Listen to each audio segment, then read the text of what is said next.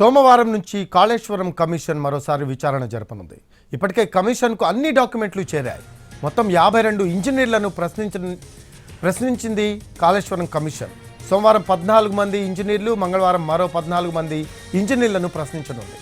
ఇంజనీర్ల విచారణ పూర్తయిన తర్వాత ఐఏఎస్ అధికారులు, ఆ తర్వాత కాంట్రాక్టర్లు, ప్రైవేట్ వ్యక్తులను బహిరంగ విచారణకు పిలవనుంది కమిషన్. అకౌంట్స్ డిపార్ట్మెంట్ అధికారులను కూడా ప్రశ్నించనున్నారు. మరోవైపు విజిలెన్స్, ఎన్డీఎస్ఏ ఫైనల్ రిపోర్ట్లు ఇంకా కమిషన్కు చేరలేదు. నిధుల సేకరణ, నిధుల బదిలీల అంశంపై కూడా ఫోకస్ పెట్టింది కమిషన్.